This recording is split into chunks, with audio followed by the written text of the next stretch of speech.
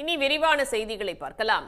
விக்கிரவாண்டி இடைத்தேர்தலில் திமுக வேட்பாளர் அன்னியூர் சிவா வெற்றி பெறுவது உறுதி என்று கூட்டணி கட்சி தலைவர்கள் நம்பிக்கை தெரிவித்தனர். விக்கிரவாண்டி தொகுதிக்கான இடைத்தேர்தலில் திமுக சார்பில் அன்னியூர் சிவா போட்டியிடுகிறார். இந்நிலையில் விக்கிரவாண்டியில் உள்ள தனியார் அரிசி அரவை ஆலையில் வேட்பாளர் அறிமுக கூட்டம் மற்றும் செயல் வீரர்கள் கூட்டம் நடைபெற்றது. இதில் பேசிய அமைச்சர் பொன்முடி, இடைத்தேர்தல் அறிவித்த உடனே திமுக வேட்பாளரை அறிவித்துவிட்ட நிலையில் பல கட்சிகள் யாரை வேட்பாளராக நிறுத்துவதென்று திகைத்து நிற்பதாக தெரிவித்தார். தேர்தல் சொன்னே அறிவித்தது திராவிட முன்னேற்ற கழகத்தினுடைய தலைவர் தான். இன்னும் கொஞ்சம் பேர் எங்க யார சொல்றதுன்னு இன்னும் திணறிட்டு இருக்காங்க. யாரை நிக்க வைக்கிறதுன்னு என்ன பண்ணிட்டு இருக்காங்கலாம் டிவியில நானும் பார்த்துட்டு இருக்கேன். யார் நிக்கிறாங்க யார் நிக்கிறாங்க. அவங்களுக்கு சிவாவை எதிர்த்து ஆளை நிக்க வைக்கிறதுக்கு ஆளே கிடைக்காத ஒரு சூழ்நிலை. தமிழ்நாட்டில் சனாதன சக்திகளுக்கு இடமில்லை என்பது மக்களவைத் தேர்தலில் நிரூபிக்கப்பட்டிருப்பதாக கூறிய விசிக தலைவர் திருமாவளவன், இந்த இடைத்தேர்தல் வெற்றி 2026 சட்டப்பேரவை தேர்தலுக்கான முன்னோட்டமாக இருக்கும் என்றார்.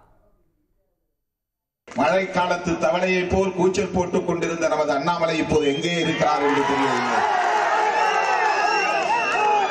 தேர்தல் முடிவுகள் வரட்டும் பாருங்கள். தமிழ்நாடு முழுவதும் தாமரை மலரப் போகிறது என்று சொல்லிக் கொண்டிருந்தவர்கள் எல்லாம் எங்கோ ஒரு ஓரம் போய் உட்கார்ந்து விட்டார்கள். தமிழ்நாட்டிலே சனாதன சக்திகளுக்கு இடமில்லை, பிற்போக்குவாத சக்திகளுக்கு இடமில்லை, சாதிவெறி மதவெறி சக்திகளுக்கு இடமில்லை என்று தொடர்ந்து தேர்தல்களின் மூலம் தீர்ப்பளித்து வருகின்றனர். கேரளாவில் காங்கிரஸ் கூட்டணி தொடர்ந்து 30 ஆண்டுகள் அனைத்து தேர்தல்களிலும் வெற்றி பெற்றதைப் போல தமிழ்நாட்டில் திமுக தலைமையிலான கூட்டணி அடுத்த 30 ஆண்டுகள் வெற்றிகளை குவிக்கும் என்று காங்கிரஸ் மாநில தலைவர் செல்வ பெருந்தகை தெரிவித்தார்.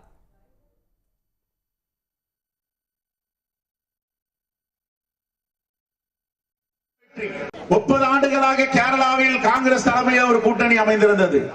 30 ஆண்டுகள் தொடர் வெற்றி. இடையிலே ஏதாவது வந்தாலும் அடுத்த தேர்தலில் வெற்றி பெறுவார்கள். அதே போன்று இன்னும் 30 ஆண்டுகள் இந்த கூட்டணி மகா வெற்றி பெறும். தமிழ்நாட்டு மக்களுடைய கேடயமாக நம்முடைய கூட்டணி கட்சிகள் விளங்கிக் கொண்டிருக்கின்றன. இந்த கூட்டத்தில் அமைச்சர்கள் சக்கரபாணி, சி.வி. கணேசன், அன்பில் மகேஷ், திமுக எம்பி ஜெகத் ரட்சகன், தமிழக வாழ்வுரிமை கட்சி தலைவர் வேல்முருகன், துணை சபாநாயகர் பிச்சாண்டி உள்ளிட்டோர் பங்கேற்றனர். உடனுக்குடன் செய்திகளை தெரிந்து கொள்ள சன் நியூஸ் பெல் ஐகானை கிளிக் பண்ணுங்க.